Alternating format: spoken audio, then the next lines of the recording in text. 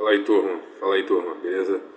Mais uma fábula aqui, desculpa aí pela, talvez, o excesso de cansaço aparente, mas é assim que dá pra seguir.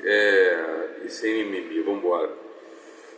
Tem aqui uma passagem, só lembrando, né, prestando uma saudação em homenagem ao Esopo, né, o maior filósofo de todos os tempos, esquecido pela filosofia, infelizmente, e meu trabalho está sendo esse de resgatar a amplitude desse pensador, e só pelo fato de ter reunido as fábulas, né, compilado o conhecimento popular, né, ele já merece todo o mérito e todo o crédito e todo o respeito da filosofia, pelo menos do meu nome, de tudo aquilo que eu possa resgatar de sua obra. É lógico que ele fez uma síntese do que ele pôde, e a maioria dessas fábulas aí, é claro que na medida que a população avança no tempo, outros hábitos e costumes acabam sugerindo novas fábulas, ou seja, novas expressões populares, né, ditos populares, que acaba inspirando novas fábulas, daí por diante. Mas a fábula do bambu e a oliveira, sinteticamente, né, vou dar um spoiler aqui, que é daquele vento forte, o bambu se curva e não se quebra. Então essa resiliência do bambu, porque muita gente, eu vejo que, principalmente, com todo respeito, quanto mais ignorante, mais a pessoa, porque assim, é uma máxima, e eu acredito nisso, desde o estudo da antropologia, Facchini, Fenton, pelo menos, sobre essa busca do homem pelo poder, né, seja ele qual for. Inclusive Marx errou bastante na sua teoria, porque ele buscando uma teoria, ele encontrou outra, né? Ele quis dizer que colocou o dinheiro como um poder maior, né? Então o homem que tem dinheiro tem um poder maior. Mas na história da humanidade a gente sabe que, se voltasse no tempo, o recorte dele, é lógico, a antropologia não existia como existe hoje, o recorte que eles fizeram, né, e Engels, o recorte fraco, sabe, né, estranho, fraco, pífio, ineficaz e tal, porque até pela fragilidade da antropologia na sua época. Mas a gente sabe que desde o princípio o homem buscou força, e o capital se desenvolveu muito mais depois da Revolução Industrial. Mas lógico, né, eu não vou lembrar aqui, não sou estudioso também desse assunto em específico, mas eu sei que até curioso saber. Está constando aqui que as moedas, o uso de moedas começou no século VII a.C., na região da Lídia, que atualmente é a Turquia. As primeiras moedas eram feitas de ouro e prata e eram fabricadas de forma rudimentar através de pancadas com um martelo em primitivos cunhos. Beleza, isso daí é uma informação, né, que agrega. Já o escambo, muito mais que as moedas, né, e aí também papel, célula de papel e tal. O escambo foi praticado desde o início da civilização, sendo uma forma de troca de mercadorias baseadas no excedente de produção. E aí sim entra na antropologia, né, nos primitivos, nos primórdios. Claro, todo mundo sabe disso também. As cédulas, por exemplo, que a maioria sabe, né, também. As primeiras cédulas surgiram na China no século VII, eram feitas de cascas de amoreira. E daí por diante, né?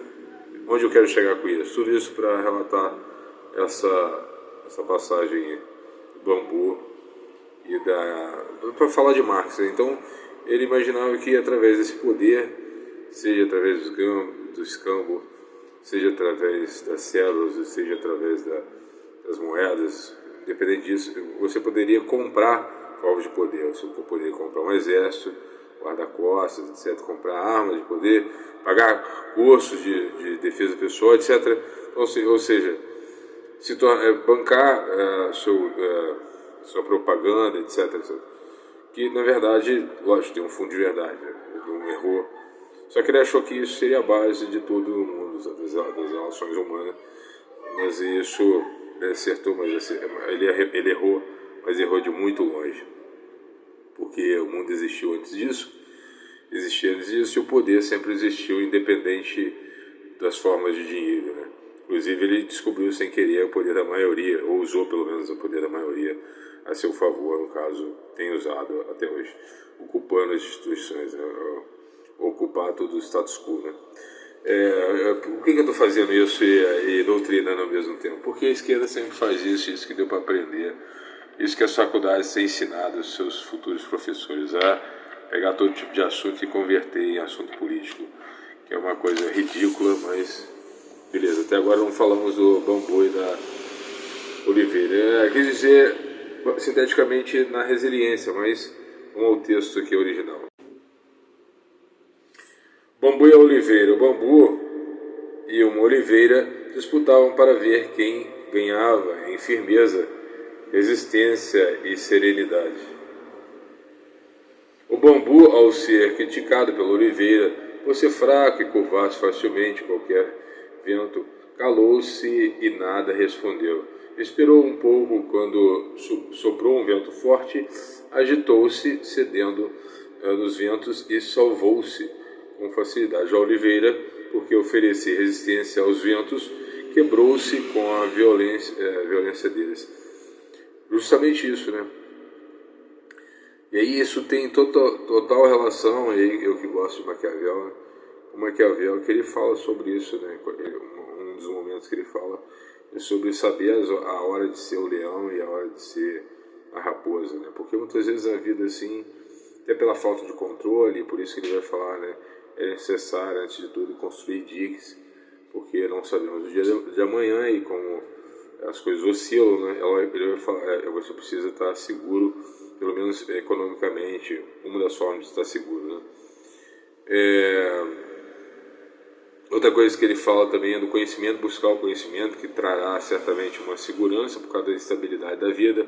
Fala de não poder, o homem não conseguir controlar todas as coisas. Fala do rei também, que pode passar por diversidades assim, que podem atrapalhar o governo, sabe? E ele tem que ter virtude e perseverança, saber lidar. Nem sempre, né? Aquele negócio do outro lá, né? Não do Musashi, mas do Musashi também é bom, mas do Sun Tzu, né, que fala que derrotar o inimigo sem desembanhar a espada.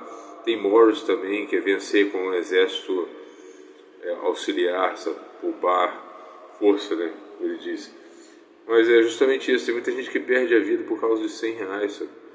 Vai cobrar R$100 assim, acaba fazendo uma besteira, excedendo na balança da justiça e acaba comprometendo os planos futuros, a própria família, o estado de relação de qualidade com a família por causa de uma besteira. E voltando aqui, porque oferecia resistência aos ventos, quebrou-se com violência. Também é um desafio para a psicologia, né? Inclusive fica falando só para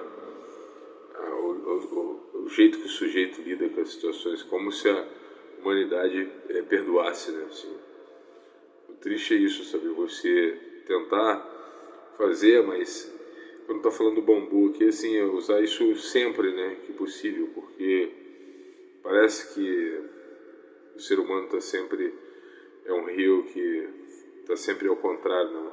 Ao contrário da correnteza, né? Tá sempre, esse vento está sempre enchendo o saco, né? A vida toda e quase todas as relações, né? É possível sair dela sem humildade, pelo menos, né? Nem tudo se resolve no tapa, nem sempre dá para agir como um leão, sabe? É melhor um esperto vivo do que é melhor um humilhado vivo do que a glória do cemitério, né? Viver em glória debaixo da terra, né? Melhor ser um covarde, né? Acho que o termo certo é esse, né? Do que glorioso debaixo da terra. O conhecimento popular diz isso. E a fábula termina dizendo, né? A fábula mostra que os que não se opõem às circunstâncias e aos mais fortes são melhores do que os que competem com os superiores. É isso aí, galera. Tem muita coisa para dizer, mas 5, 6, 2, 1...